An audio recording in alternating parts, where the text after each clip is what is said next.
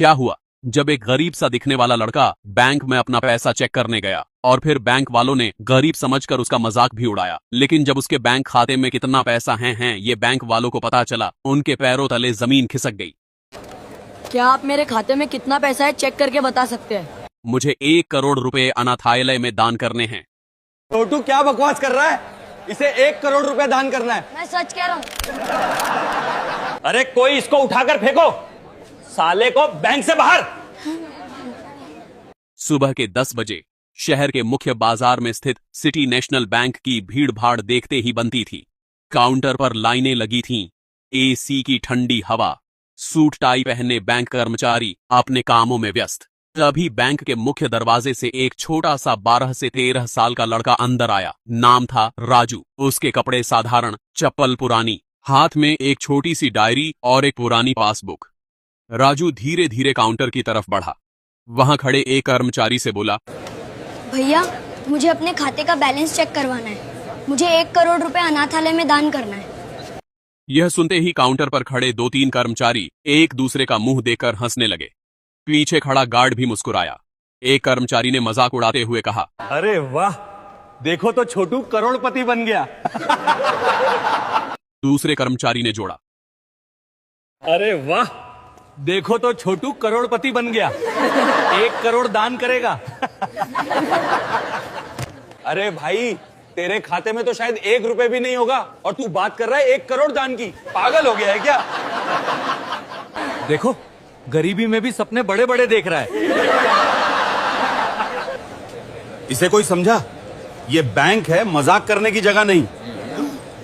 भैया प्लीज, मैं झूठ नहीं बोल रहा, मेरे पास सच में पासबुक है, बस एक बार चेक तो कर लीजिए। लेकिन कर्मचारी ने उसकी बात सुनने की बजाय गार्ड को इशारा किया, भैया इसे बाहर ले जाओ, यहां टाइम पास करने आया है। गार्ड ने राजू का हाथ पकड़ा और जोर से धक्का देकर बाहर की तरफ धकेल दिया। राजू लड़खड़ाकर बैंक के बाहर गिर गया। उसकी पासबुक जमीन पर गिर गई। आंखों में आंसू आ गए। सड़क पर खड़े कुछ लोग भी यह नजारा देखकर हंस रहे थे। तभी बैंक के बाहर खड़े एक मध्यम आयु के भले आदमी ने राजू को जमीन पर गिरते देखा। वह तुरंत पास आया, उसे उठाया। क्या हुआ? तुम ठीक हो? अंकल, मुझे अपने खाते का बैलेंस चेक करवाना था, पर सबने मेरी मजाक उड़ाई और गार्ड ने धक्का मारकर बाहर निकाल दिया। मैं तुम्हारी मदद करता हूँ। गलत है ये सब। गरीब देखकर किसी को भी ऐसे नहीं निकालना चाहिए।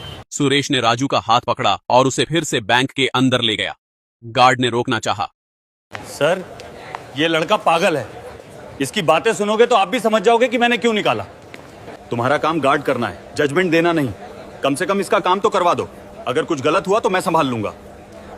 बुक अपडेट करवा देता हूँ, फिर पता चल जाएगा कितना बैलेंस है। सुरेश ने राजू से पासबुक ली और उसे पासबुक प्रिंटिंग मशीन के पास ले गया। राजू ने पासबुक दी। सुरेश ने उसे मशीन में डाला, अकाउंट नंबर डाला और कुछ सेकंड बाद मशीन से प्रिंट आउट निकला। जैसे ही सुरेश ने प्रिंटेड लाइन पढ़ी, उसके हाथ कांप गए, आंखें फटी की फटी रह गईं। उसने दोबारा पढ़ा, फिर तीसरी बार, करंट बैलेंस 10 करोड़ रुपए, यानी 10 करोड़ रुपए। सुरेश के माथे पर पसीना आ गया। उसने तुरंत पास खड़े सीनियर कर्मचारी को बुलाया।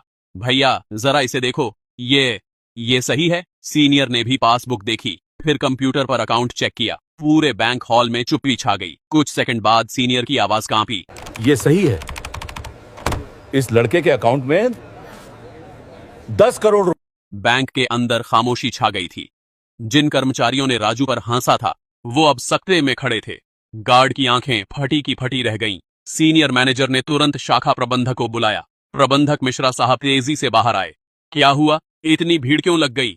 सुरेश ने पासबुक उनके हाथ में दी। मिश्रा साहब ने देखा 10 करोड़ रुपए। उनके चेहरे का रंग उड़ गया। उन्होंने धीरे से राजू को देखा। फटे कपड़े, सस्ती चप्पल, मासूम चेहरा। मिश्रा साहब के दिमाग में शक की घंटी बजी। इतना छोटा बच्चा, गरीब कपड़े और खाते में 10 करोड़? कुछ गड़बड़ है। उन्होंने तुरंत फोन उठाया और पुलिस स्टेशन में कॉल किया। हेलो, यहां सिटी नेशनल बैंक से बोल रहा हूं। एक संदिग्ध मामला है। एक छोटे बच्चे के खाते में अचानक 10 करोड़ रुपए। कृपया तुरंत आइए। सुरेश ने कहा, सर पहले इस बच्चे से बात तो कर लीजिए, हो सकता है कोई सही वजह हो। लेकिन मिश्रा साहब ने राजू को केबिन में बुलाया और सख्ती से पूछा, बेटा सच सच बताओ, ये पैसे कहां से आए? किसी ने तुम्हें भेजा है? कोई धोखाधड़ी तो नहीं? राजू घबरा गया।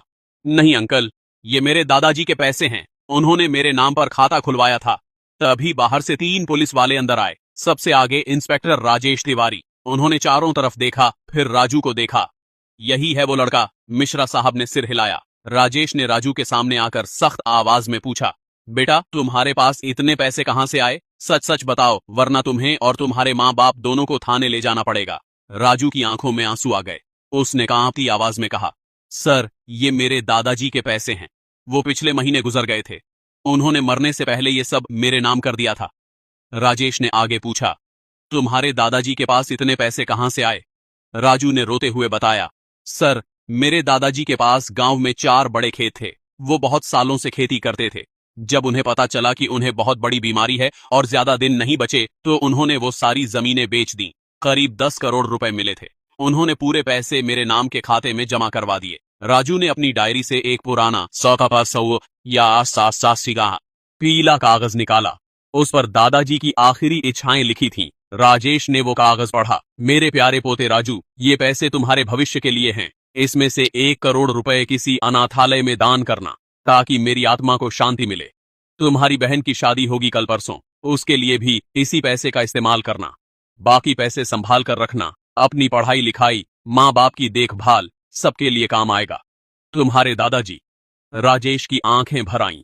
उन्होंने कागज सुरेश और मिश्रा साहब को भी दिखाया। सबके चेहरे पर अब शर्मिंदगी थी। राजेश ने पूछा, तुम्हारे माँ बाप कहाँ हैं? राजू ने कहा, सर वो घर पर हैं, मैंने उन्हें बताया था कि मैं बैंक जा रहा हूं। राजेश ने तुरंत अपने कांस्टेबल को भेजा राजू के माँ बाप को बुलवाने के लिए। आधे घंटे बाद राजू की मां शांति और पिता रामप्रसाद दोनों घबराए हुए बैंक पहुंचे। मां ने राजू को देखते ही गले लगाया। बेटा तुझे कुछ हुआ तो नहीं? राजेश ने उन दोनों से पूरी बात कंफर्म करवाई। क्या आपके बाबूजी ने सच में अपनी जमीनें बेची और पैसे राजू के नाम करवाए थे? रामप्रसाद ने सिर हिलाया। हां सर, बिल्कुल सही है। बाबूजी ने मरने से पहले सब कुछ राजू के नाम कर दिया था। उन्होंने कहा था कि ये पैसे राजू के भविष्य के लिए हैं और 1 करोड़ किसी अच्छे काम में लगाना है। राजेश ने अचानक गुस्से से कहा, तो आप लोगों की अक्ल कहां गई थी? इतने छोटे बच्चे को अकेले 10 करोड़ के खाते के साथ बैंक भेज दिया। अगर किसी बदमाश को पता चल जाता तो आज ये बच्चा जिंदा नहीं होता। किसी ने इसे उठा लिया होता, मार दिया होता। शांति और रामप्रसाद का चेहरा सफेद पड़ गया। उन्हें एहसास हुआ कि उन्होंने कितनी बड़ी गलती की थी। शांति ने रोते हुए कहा, सॉरी सर, हमें नहीं पता था, हमने सोचा था बस बैंक जाकर चेक करवा लेगा। राजेश ने सख्ती से कहा, आगे से ऐसी गलती मत करना। और सुनो, उन्होंने पूरे बैंक की तरफ देखा, इस बच्चे के खाते में कितने पैसे हैं ये बात किसी को नहीं पता चलनी चाहिए, समझे? ये बैंक की जिम्मेदारी है कि इस बच्चे के पैसों का पूरा ख्याल रखा जाए और आगे से अगर कोई गरीब अमीर देखकर किसी ग्राहक से बदतमीजी करे तो मैं उसके खिलाफ कार्रवाई करूंगा। मिश्रा साहब और बाकी कर्मचारी शर्मिंदा होकर सिर झुकाकर खड़े रह गए। सुरेश ने राजू के कंधे पर हाथ रखा। बेटा माफ करना, हम लोगों ने तुम्हारे साथ बहुत गलत किया। अब तुम जब भी बैंक आओगे तुम्हारा पूरा सम्मान किया जाएगा। राजू ने मासूमियत से कहा, कोई बात नहीं अंकल, बस अब मुझे 1 करोड़ अनाथालय में दान करवा दीजिए, दादाजी की आखिरी इच्छा पूरी करनी है। राजेश मुस्कुराए। बेटा तुम सच में बहुत अच्छे हो, मैं खुद तुम्हारी मदद करूंगा, सही अनाथालय ढूंढने में, सही तरीके से दान करने में। तुम्हारे दादाजी की आत्मा जरूर शांत होगी। अगले हफ्ते इंस्पेक्टर राजेश तिवारी ने खुद राजू और उसके परिवार की मदद की। उन्होंने शहर के सबसे भरोसेमंद ममता अनाथालय का चयन किया, जहां 150 से ज्यादा बच्चे रहते थे। राजेश ने सारी कानूनी कार्रवाई, दस्तावेज और बैंक के साथ कोऑर्डिनेशन खुद संभाला ताकि राजू का परिवार किसी परेशानी में न फंसे। दान के दिन अनाथालय में एक छोटा सा समारोह रखा गया। राजू, उसके माँ बाप, इंस्पेक्टर राजेश, बैंक से सुरेश और मिश्रा साहब सब मौजूद थे। अनाथालय की संचालिका दीदी ने राजू को गले लगाया। बेटा तुम्हारे दादाजी बहुत महान इंसान थे, उन्होंने तुम्हें सिर्फ पैसे नहीं दिए, इंसानियत का पाठ भी सिखाया। आज तुम्हारे इस दान से 150 बच्चों की जिंदगी बदल जाएगी, उनकी पढ़ाई, खाना, कपड़े सब कुछ बेहतर होगा। राजू ने हाथ जोड़कर कहा, दीदी ये मेरे दादाजी की आखिरी इच्छा थी, मुझे खुशी है कि उनकी आत्मा को अब शांति मिलेगी। चेक देते समय राजू की आंखों में आंसू थे, लेकिन वो खुशी के आंसू थे। अनाथालय के सभी बच्चों ने तालियां बजाईं, कुछ ने राजू को भैया कहकर गले लगाया। उस पल राजू को लगा जैसे दादाजी उसके कंधे पर परिवार का सम्मान। कुछ महीने बाद राजू की बड़ी बहन पूजा की शादी तय हुई। पहले तो राजू के परिवार को चिंता थी कि शादी का खर्चा कैसे होगा, लेकिन अब दादाजी के दिए पैसों से सारी व्यवस्था हो गई। शादी साधारण पर सम्मानजनक तरीके से हुई। कोई दिखावा नहीं, कोई फिजूल खर्ची नहीं, बस परिवार, रिश्तेदार और कुछ करीबी लोग। शादी में इंस्पेक्टर राजेश, सुरेश और यहां तक कि बैंक के मिश्रा साहब भी आए। मिश्रा साहब ने राजू के पिता राम प्रसाद से कहा, भाई साहब, उस दिन हमने आपके बेटे के साथ बहुत गलत किया। हमने उसे गरीब समझकर बेइज्जत किया। आज मैं माफी मांगता हूं। राम प्रसाद ने हाथ जोड़कर कहा, सर, गलती इंसान से होती है। आपने माफी मांगी, यही बहुत है। असल में हमें भी सीख मिली कि पैसा चाहे कितना भी हो, अगर समझदारी न हो तो खतरनाक हो सकता है। राजेश ने मुस्कुराते हुए कहा, राजू, तुम बहुत समझदार हो। तुम्हारे दादाजी ने तुम्हें सिर्फ पैसे नहीं दिए, जिम्मेदारी भी सिखाई। मुझे गर्व है कि मैं तुम्हारी मदद कर पाया। इसके बाद जब भी राजू बैंक जाता तो उसका स्वागत बिल्कुल अलग तरीके से होता। अब कोई उस पर हंसता नहीं था, बल्कि सम्मान से बात करता था। सुरेश हमेशा उसकी मदद करते। मिश्रा साहब ने बैंक के सभी कर्मचारियों को एक सख्त आदेश दिया था, किसी भी ग्राहक को उसके कपड़ों, हैसियत या उम्र देखकर जज मत करो। हर किसी के साथ सम्मान से पेश आओ, वरना नौकरी जा सकती है। एक दिन राजू ने बैंक में आकर सुरेश से कहा, अंकल, उस दिन जब सबने मुझे धक्का मारा था, तब सिर्फ आपने मेरी मदद की थी। मैं आपका शुक्रगुजार हूं। सुरेश की आंखें भर आईं। बेटा, मैंने बस अपना फर्ज निभाया। असल हीरो तो तुम हो, जिसने इतनी कम उम्र में इतनी बड़ी जिम्मेदारी संभाली। राजू के माँ बाप ने फैसला किया कि अब वो बाकी पैसों को बहुत सोच समझकर इस्तेमाल करेंगे। राजू को अच्छे स्कूल में दाखिला दिलाया गया। उसने पढ़ाई में मन लगाया, क्योंकि वो जानता था कि दादाजी की असली इच्छा यही थी कि वो पढ़ लिख कर कुछ बने। कुछ साल बाद राजू ने सपना देखा कि वो बड़ा होकर समाज सेवा करेगा। उसने सोचा, दादाजी ने मुझे सिखाया कि पैसे से सिर्फ अपनी जिंदगी नहीं, दूसरों की जिंदगी भी बदली जा सकती है। मैं भी बड़ा होकर गरीबों की मदद करूंगा, अनाथ बच्चों की मदद करूंगा, ताकि दादाजी का नाम हमेशा रोशन रहे। और इंस्पेक्टर राजेश ने हमेशा राजू के परिवार का ध्यान रखा। उन्होंने किसी को राजू के खाते के बारे में बताने नहीं दिया। उनकी सुरक्षा का पूरा ख्याल रखा। एक दिन राजू ने दादाजी की तस्वीर के सामने हाथ जोड़कर कहा, दादाजी, आपने मुझे सिर्फ पैसे नहीं दिए, आपने मुझे इंसानियत, जिम्मेदारी और सम्मान सिखाया। मैं वादा करता हूं, मैं कभी आपके सिखाए रास्ते से नहीं भटकूंगा। आखिरी संदेश आपके लिए दोस्तों, यह कहानी यहीं खत्म होती है। एक साधारण दिखने वाले बच्चे के पास 10 करोड़, लेकिन उससे भी बड़ी चीज थी, दादाजी की सीख, इंसानियत और समझदारी। अगर इस कहानी ने आपको छुआ हो, अगर आपको लगता है कि असली अमीरी पैसों में नहीं, संस्कारों और इंसानियत में है, अगर राजू की सोच और दादाजी की वसीयत ने आपको प्रेरित किया, तो इस वीडियो को एक लाइक जरूर करें और कमेंट में लिखें, इंसानियत सबसे बड़ा धर्म है। इस कहानी को अपने दोस्तों और परिवार के साथ शेयर करें, ताकि यह संदेश दूर तक पहुंचे कि किसी को भी उसके कपड़ों या दिखावे से जज नहीं करना चाहिए।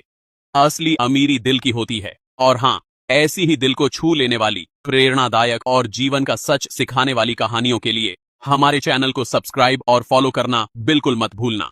अगली कहानी में फिर मिलेंगे, एक नया ट्विस्ट, एक नई सीख और एक नया जीवन का पाठ लेकर। तब तक के लिए खुश रहिए, नेक रहिए, इंसान बने रहिए। जय हिंद, जय इंसानियत।